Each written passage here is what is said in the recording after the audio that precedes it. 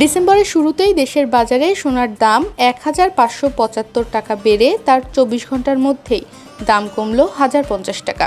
আন্তর্জাতিক বাজারে গতকাল ৬ সপ্তাহের সর্বোচ্চ দামে পৌঁছানোর পর আজ সোনার মূল্য প্রায় ১% কমে গেছে, যা বিশ্লেষকদের মতে বহুবিধ অর্থনৈতিক কারণের সম্মিলিত প্রভাবে ঘটেছে। আর তারই প্রভাবে দেশের বাজারে আজ সোনার দাম কমিয়েছে Bangladesh jewellers association BAJUS. ৩ December বুধবার থেকে দেশের বাজারে ২২ ক্যারেটের প্রতি ভরি সোনা ২,১১,০৯৫ টাকায় বিক্রি হবে। স্বর্ণের দামের এই পতনের পেছনে সবচেয়ে বড় ভূমিকা রেখেছে মার্কিন ট্রেজারি বন্ডের সুদহার বৃদ্ধি। পদ্মা সেতু, মেট্রো রেল এবং এলিভেটেড এক্সপ্রেসওয়ে নির্মাণের গর্বিত অংশীদার বসুন্ধরা সিমেন্ট। যুক্তরাষ্ট্রে ১০ বছরের বন্ডের সুদহার বৃদ্ধি ২ সপ্তাহের সর্বোচ্চ পর্যায়ে উঠে এসেছে, যা নিরাপদ সম্পদ হিসেবে বন্ডের আকর্ষণ বাড়িয়ে দিয়েছে।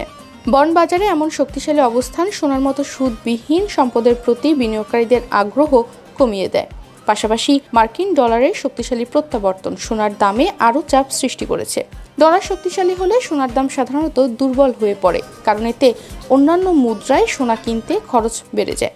তবে কেবল বন্ড সুদহার বা ডলারের শক্তি নয়, গত কয়েকদিনে বড় ঊর্ধ্বগতির পর এখন বাজারে দেখা গেছে ব্যাপক লাভ তুলে নেওয়ার প্রবণতা। বিশ্লেষকরা বলেন, শক্তিশালী ডলার, বাড়তি ট্রেজারি সুদহার এবং প্রফিট টেকিং এই তিনটি কারণ মিলেই সোনার উজ্জ্বলতা কিছুটা মলিন হয়েছে।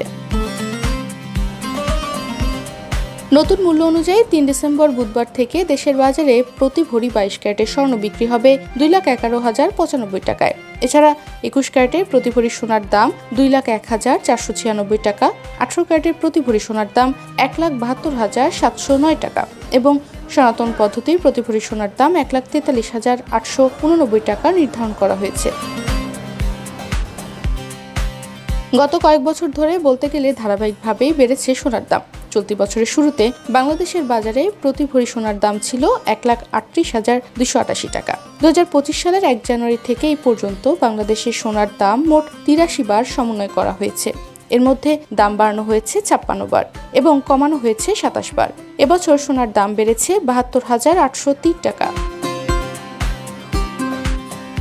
২ ডিসেম্বর মঙ্গলবার সোনার নতুন দাম নির্ধারণ করে বিজ্ঞপ্তি দিয়েছে বাজুস। এতে বলা হয়, স্থানীয় বাজারে তেজাবি স্বর্ণ বা পিওর গোল্ডের দাম হ্রাস পেয়েছে। এ কারণে সোনার দাম সমন্বয়ের সিদ্ধান্ত নিয়েছে বাজুস। সেই সঙ্গে সরকার নির্ধারিত ৫% ভ্যাট ও বাজুস নির্ধারিত ন্যূনতম ৬% মজুরি যুক্ত হবে। আবার গহনার ডিজাইন ও মানভেদে মজুরিতে তারতম্য হতে পারে। সোনার পাশাপাশি অন্যান্য মূল্যবান ধাতুতেও মিশ্র প্রতিক্রিয়া দেখা গেছে। সোমবার রূপার দামও রেকর্ড উচ্চতায় পৌঁছানোর পর মঙ্গলবার ০.৯% কমে ৫৭.৪২ ডলারে নেমেছে। এবছর রূপার দাম ইতোমধ্যেই ৯৮% বেড়েছে, যা সোনা বাজারের উত্থান, সরবরাহ ঘাটতি এবং যুক্তরাষ্ট্রের সমালোচনামূলক খনিজ তালিকার খসড়ায় অন্তর্ভুক্তির কারণে সম্ভব হয়েছে। আর প্লাটিনাম ২.১% কমে ১,৬২২ ডলারে নামলেও প্যালাডিয়ামের দাম ১.৩% বেড়ে ১,৪৪২ ডলারে দাঁড়িয়েছে। ২৪ ঘন্টা আগে ২২ ক্যারেটের সোনার প্রতি ভরির দাম ছিল ২,১২,১৪৫ টাকা। এছাড়া ২১ ক্যারেটের প্রতি ভরি ২,০২,৪৯৯ টাকা, ১৮ ক্যারেটের প্রতি ভরি ১,৭৩,৫৭২ টাকা এবং সনাতন পদ্ধতির প্রতি ভরি সোনার দাম ১,৪৪,৪২৪ টাকায় বিক্রি হচ্ছিল।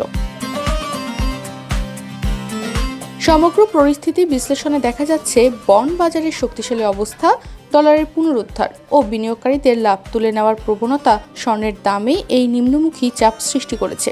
এই বৈশ্বিক উত্থান পতনের সরাসরি প্রভাব পড়ছে বাংলাদেশেও। বিশ্লেষকদের মতে, আন্তর্জাতিক বাজারের বর্তমান প্রবণতা অব্যাহত থাকলে এই ডিসেম্বরে সোনার দাম কমার বদলে আরও বাড়তে পারে। তনিমা রহমান, বাংলাদেশ প্রতিদিন।